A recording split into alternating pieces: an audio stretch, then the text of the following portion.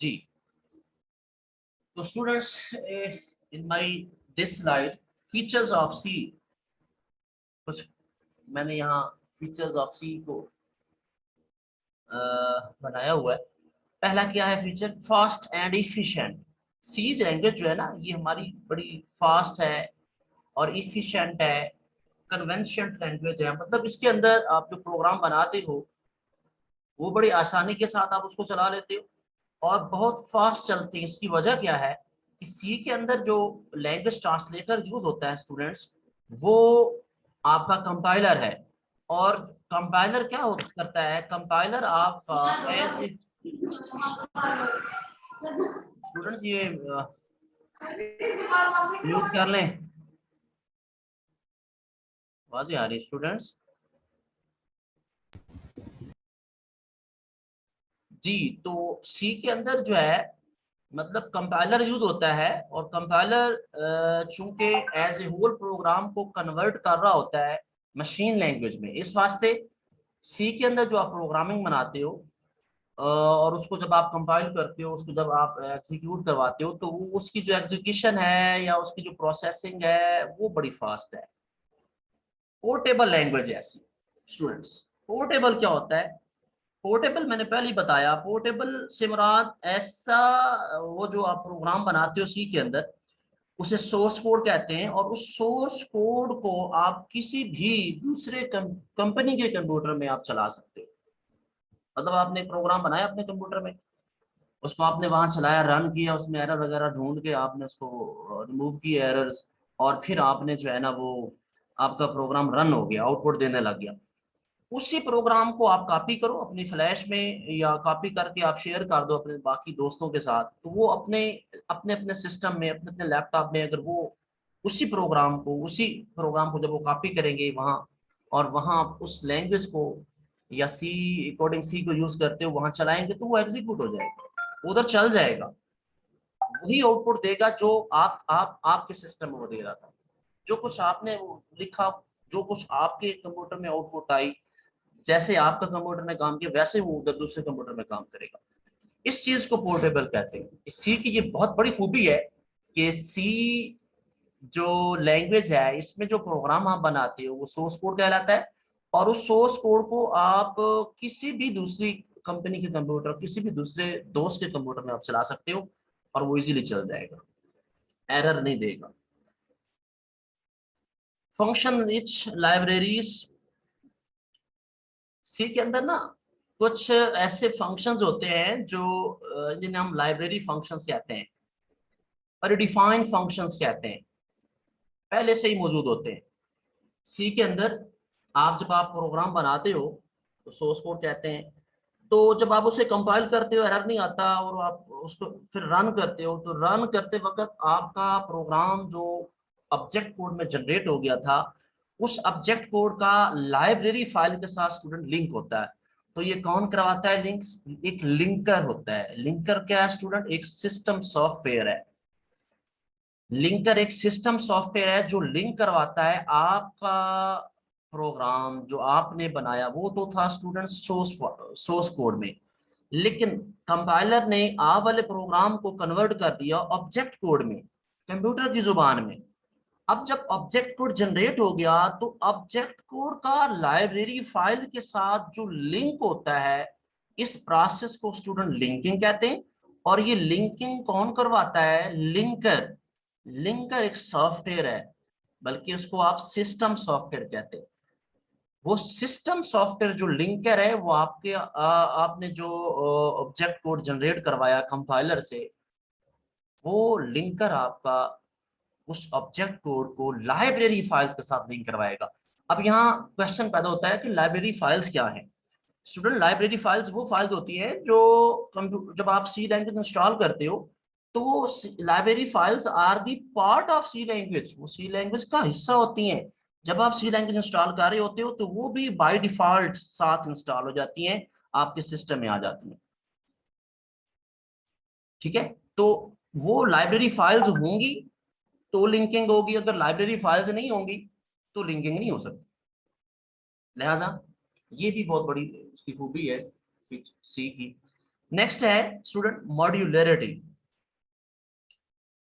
Module से है, पीछे मैंने बताया सी एक मॉड्यूलर प्रोग्रामिंग लैंग्वेज है। अब आपको अंदाजा हो गया होगा, से आपने सुना है।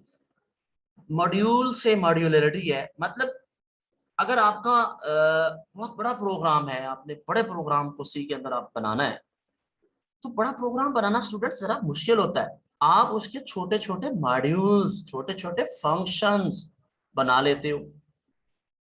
तो सी के अंदर ये बहुत बड़ी खूबी है कि आप बड़े प्रोग्राम को छोटे छोटे हिस्सों में डिवाइड कर लेते हो। इससे इस टेक्निक को टॉप डाउन डिजाइन टेक्निक भी कहते हैं, या इसे डिवाइड एंड कंकर टेक्निक भी कहते हैं। डिवाइड करो और फतह हासिल करो। ये डिवाइड एंड कंकर टेक्निक ना अंग्रेजों की है, ये मैं बता दूं। ये मुसलमानों ने बड़ा अरसा हुकूमत की, आपको पता है। तो अंग्रेजों ने सोचा कि यार इसको ना, ये जो मुसलमान कौम है इसे शिकस्त नहीं दी जा सकती, लिहाजा ऐसा को करतब खेलो कि इसे डिवाइड कर दो। जब डिवाइड करोगे ना, मुसलमान आपस में ही लड़े भिड़ेंगे, हमें लड़ने की जरूरत ही नहीं है। तो ये डिवाइड हो जाएंगे और ये नाकाम हो जाएंगे और हमारी फतह हो जाएगी। तो आजकल ऐसा ही है। देख लें हम कितने मुसलमान कंट्रीज हैं, लेकिन फिलिस्तीन में क्या हो रहा है। तो ये स्टूडेंट्स टॉपिक से हट हट के मतलब बात हो जाएगी। बहरहाल मॉड्यूलरिटी, मॉड्यूलरिटी क्या है, ये एक फीचर है, खूबी है सी की, कि आप किसी भी बड़े प्रोग्राम को छोटे छोटे हिस्सों में तकसीम कर लेते हो और फिर आप फतह पा लेते हो। आपको वो छोटे छोटे जो पार्ट्स हैं, वो जो छोटे छोटे पार्ट जिसे आप मॉड्यूल्स कहते हो, उनको याद रखना, उनमें काम करना, उनमें एरर ढूंढना, उनको एडिटिंग करना, उनमें चेंजिंग करना बहुत आसान होती है। और ये बहुत बड़ी खूबी है, जबकि ये लो लेवल में या बाकी लैंग्वेज में ये इसकी खूबी नहीं है। मॉड्यूलरिटी ये जो खूबी है ये सी की है। इजी टू एक्सटेंड, इससे बढ़ाना आसान है। मतलब जो सोर्स कोड आपने सी के अंदर लिखा, उसको एक्सटेंड करना बहुत आसान है। आप इजीली सोर्स कोड को एक्सटेंड कर सकते हैं। इसमें आपने एक सोर्स कोड बना लिया, एरर वगैरह दूर कर दिए, रन किया, चल गया। अब आप उसमें कुछ चेंजिंग लाना चाह रहे हैं, तो मजीद ऐड, पहले 2 वेरिएबल्स लिए थे, अब 3 ले रहे हैं, 5 ले रहे हैं। पहले 3 नंबरों को जरब करवा रहे थे, अब आप 7 नंबरों को जरब करवाना चाह रहे हैं। पहले आपने जरब करवाई, अब आप उसको तकसीम करवाना चाह रहे हैं, एडिशन करवाना चाह रहे हैं।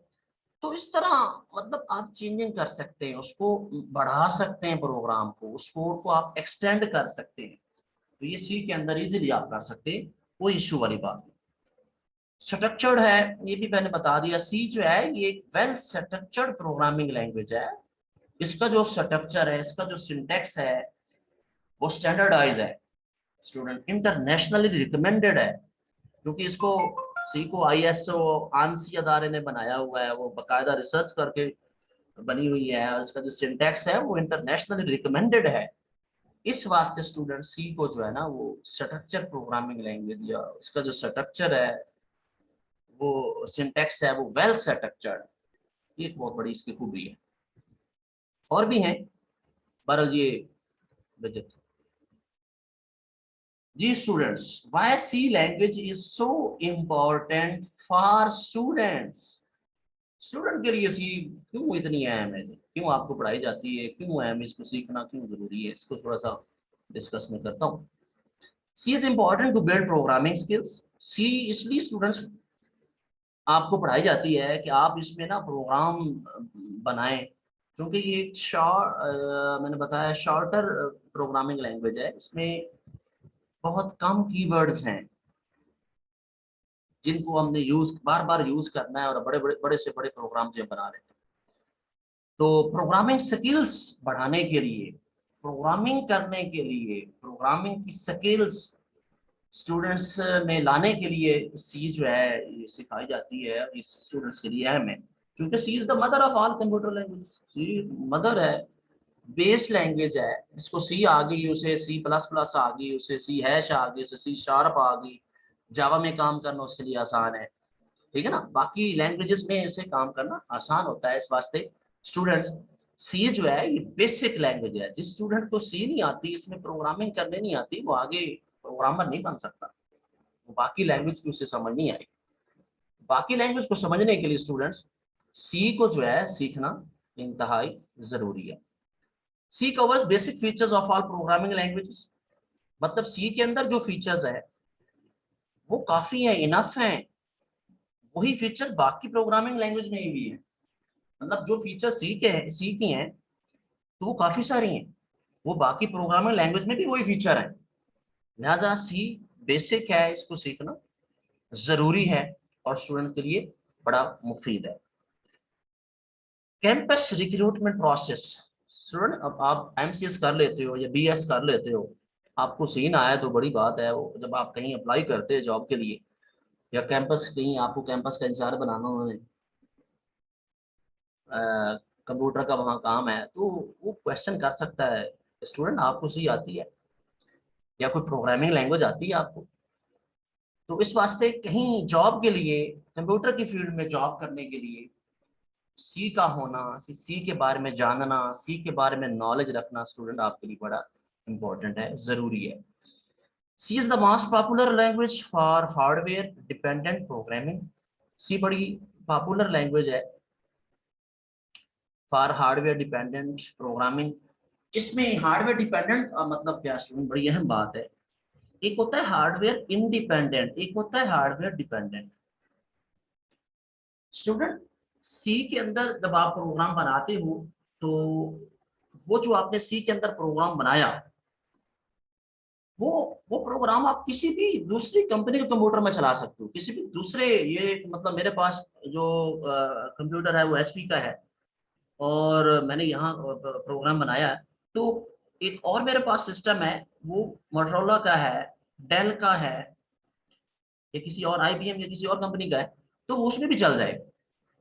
ठीक है, मतलब सी के अंदर ये मतलब जो है ना मोस्ट पॉपुलर लैंग्वेज है, मतलब हार्डवेयर डिपेंडेंट है। स्टूडेंट्स इस स्लाइड में मैंने कुछ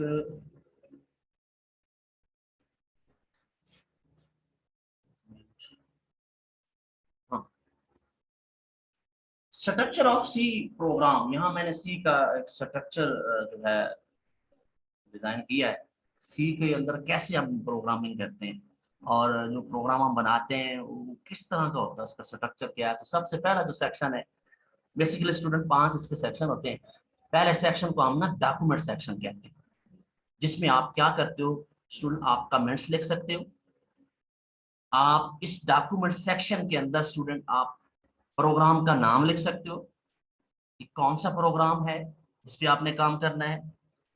और स्टूडेंट इस डॉक्यूमेंट सेक्शन के अंदर आप ऑथर का नाम कि कौन से बनाने, बंदा कौन है जिसने प्रोग्राम बनाया, उसका नाम, डेट लिख सकते हो, किस डेट को बना। 3 चीजें आप इसमें स्टूडेंट्स जो है ना वो बता सकते हो। डॉक्यूमेंट सेक्शन में कमेंट्स लगाते हो, और ये वो कमेंट्स होते हैं जो कंप्यूटर या कंपाइलर इसको पढ़ता नहीं है, सिर्फ प्रोग्राम अपना यूजर के लिए होते हैं, सिर्फ पढ़ने के लिए होते हैं, प्रोग्राम को समझने के लिए हम ये कमेंट्स लगाते हैं।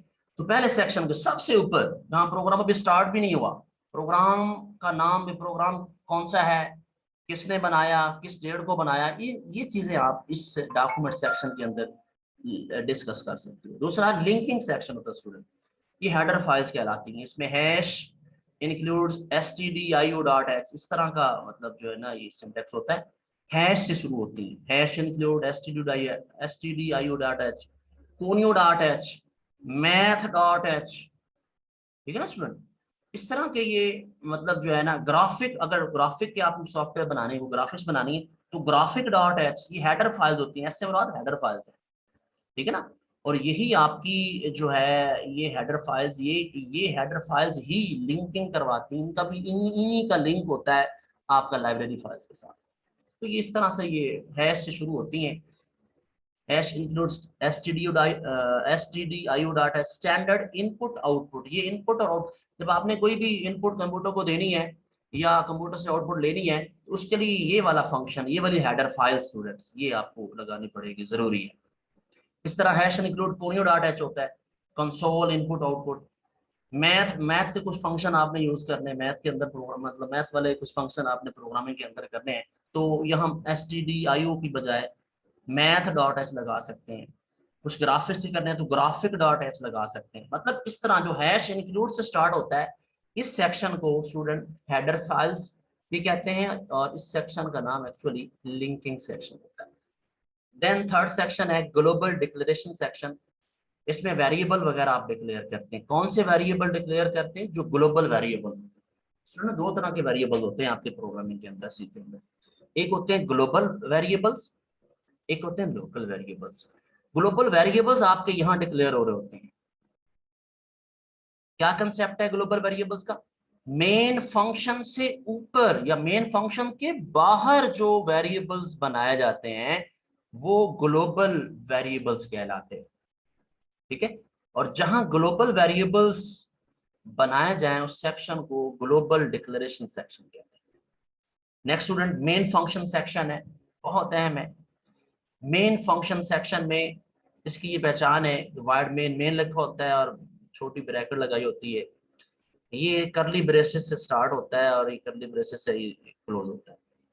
इसके अंदर ना आप सी की स्टेटमेंट्स लगाते हो, सी की इंस्ट्रक्शंस लगाते हो, और हर स्टेटमेंट के एंड पे ना टर्मिनेटर होता है, सेमीकोलन आप यूज करते हो।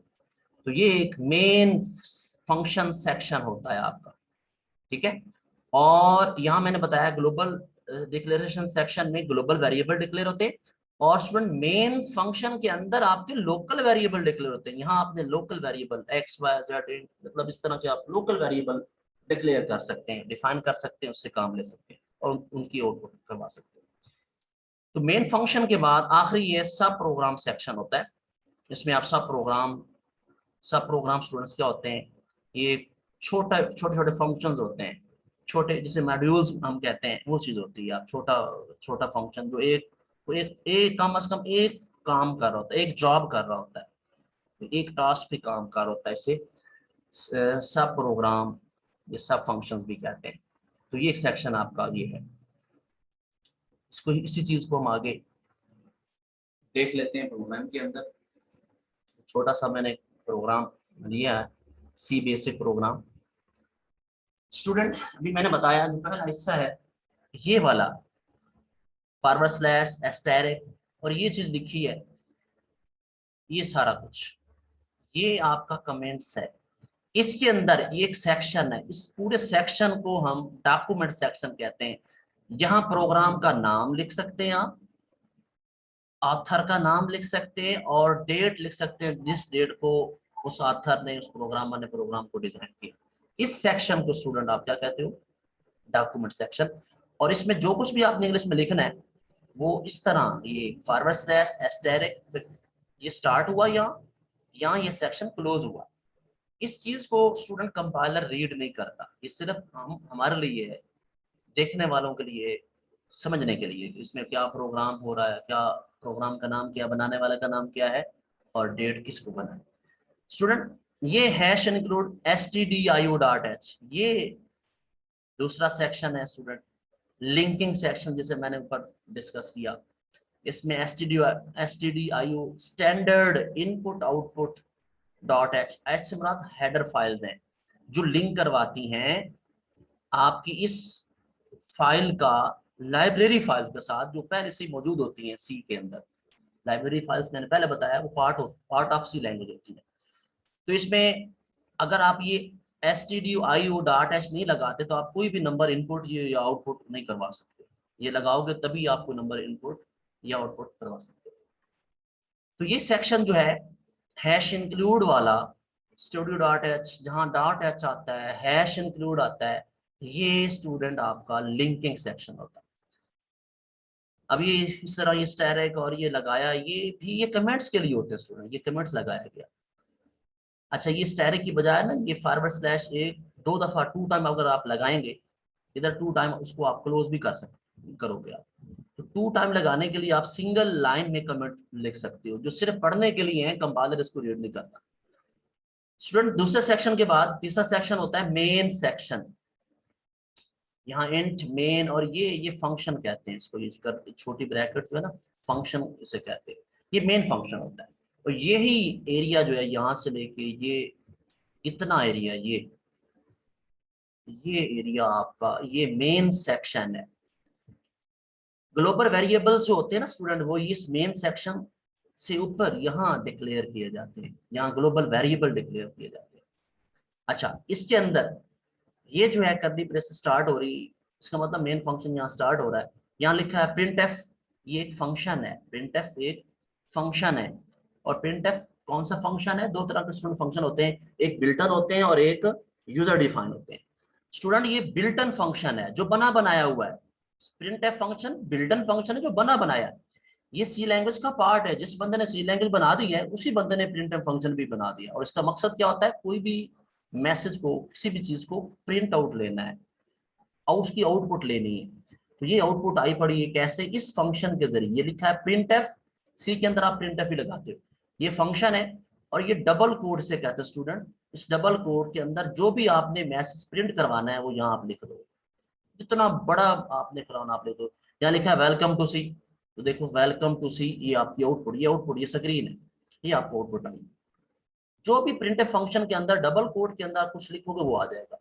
अच्छा, ये वेलकम टू सी आगे ये साइन ऑफ एक्सक्लेमेशन भी आया तो वो भी आ जाएगा, आ गया। इसकी जगह आप बराबर कुछ भी यहाँ अपना नाम लिख दो, आई एम एलिशेर मैं कहता हूँ, मैं लिखता हूँ तो यहाँ आ जाएगा आई एम एलिशेर। कुछ भी आपने स्टूडेंट यहाँ लिखना है तो वही इधर आउटपुट आ जाएगा, क्योंकि ये आप प्रिंट फंक्शन के अंदर लिख रहे हो। और ये बैकस्लैश एन न्यू लाइन के लिए होता है, मतलब ये एक, आपने तो ये एक प्रिंट फंक्शन लिया है ना, इसी तरह के आप यहाँ 10 प्रिंट फंक्शन ले लें। मैं नीचे मिसाल के तौर पे मैं इसी प्रिंट फंक्शन के नीचे जहाँ वेलकम लिखा मैं यहाँ लिख देता हूँ वेलकम टू सी लैंग्वेज, या welcome to programming, welcome to fundamentals programming, जो कुछ भी आपने लिखना है यहाँ मैसेज में लिख दे। और ये टर्मिनेटर है स्टूडेंट, ये लगाना होता है, ये नहीं लगाते तो आपका एक एरर आता है, उसको सिंटेक्स एरर कहते हैं। मतलब यहाँ आपने 10 आप प्रिंट फंक्शन लगाओगे, जो भी लगाओगे तो वो जो कुछ फंक्शन इस डबल कोड के अंदर आपने मैसेज लिखा वो इधर प्रिंट हो जाएगा। और बटन मीन नई लाइन, इस फंक्शन के आगे जो अब प्रिंट फंक्शन आएगा उसकी जो आउटपुट है वो इधर नहीं आएगी, बल्कि नीचे इस लाइन पे आएगी। इसके लिए ये बटन लगाते हैं। अगर आप यहाँ बटन नहीं लगाते तो जो भी नीचे आपने प्रिंट फंक्शन लगाया ना उसकी जो आउटपुट आएगी ना, स्टूडेंट इसी के आगे साथ आ जाएगी, इधर नीचे नहीं आएगी। इधर आउटपुट लेने के लिए, दूसरी लाइन में लाने के लिए बटन मीन न्यू लाइन पे, अगली जो आउटपुट आएगी वो न्यू लाइन पे। तो ये रिटर्न जीरो वैल्यू, मतलब यहाँ आपने ये मेन फंक्शन के बाहर इंट लिखा ना, तो ये इंटीजर मतलब ये कुछ वैल्यू रिटर्न कर रहा है। तो यहाँ ये मेन फंक्शन स्टार्ट हो रहा है, यहाँ क्या हो रहा है? क्लोज हो रहा है। ये पूरा आपका क्या है स्टूडेंट? मेन सेक्शन है। और इस सेक्शन का होना जरूरी है। आपने एक लफ्ज भी प्रिंट करवाना है तो उसके लिए आपका कम से कम ये चीज लगानी जरूरी है स्टूडेंट।